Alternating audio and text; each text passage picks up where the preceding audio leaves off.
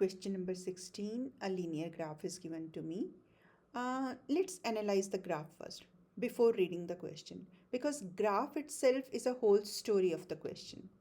So some company A is on the x-axis and some company B is on the y-axis, and if I check the slope, uh, if this theta is greater than 90 degree, right, then you will find out that every time rise and run is always negative, because if when x is increasing, y is decreasing. So here's theta is greater than 90 degree and therefore the slope is negative.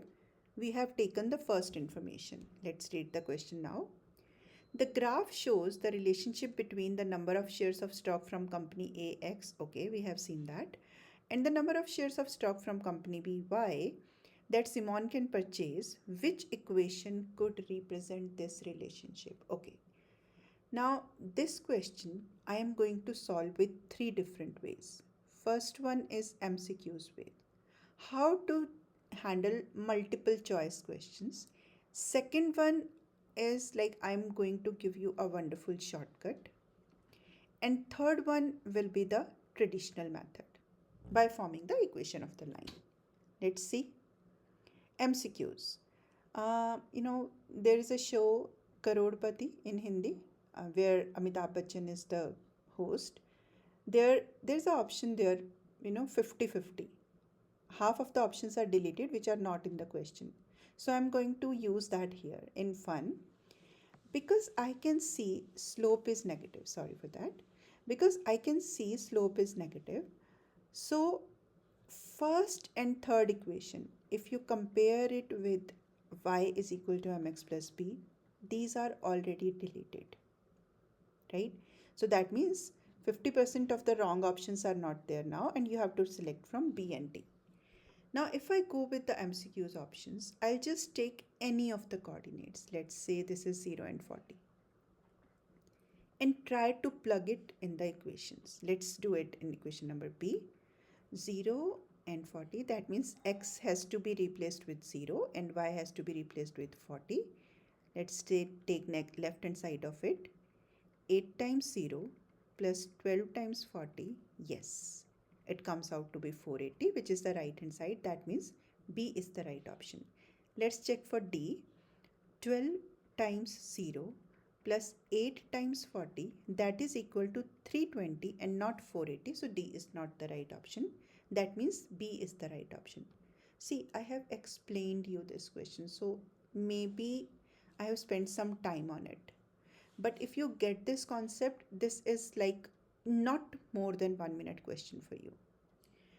Second, now I'll share a wonderful shortcut with you. Our equation is y is equal to mx plus b. If this is the form, we can immediately calculate b, right? But if the equation is given in standard form, ax plus by plus c is equal to 0 or is equal to 0, it works both ways.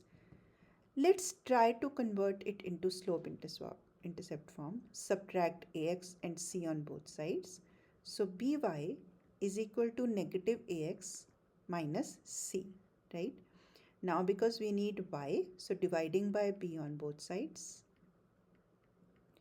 Now this one is a wonderful pattern for us. Whenever we have the equation in standard form, then negative of a is the coefficient of x and b is the coefficient of y, right? So negative of coefficient of x over coefficient of y, that will be our slope. Okay, so if I check from the equation b, slope is negative a is 8, b is 12, that means negative 2 by 3. If I see equation d, it is in the standard form, so negative a by b, that means negative 3 by 2. Okay, this is a wonderful shortcut. Just try to make a rule book and write all the rules which I just usually tell you during the questions. Write them there. They're just like your best friends as a quick handout during the exam. So slope is negative 2 by 3. Now I'll go back to the question and try to calculate the slope. 1 point, the slope is negative. It's true for both B and D. So now we will do rise over run. Let's take this point and let's say this point, or let's take this point. So this coming down and this coming right. So coming down is overall 10, 30 to 20, and it's from 20 to, what is this, 35?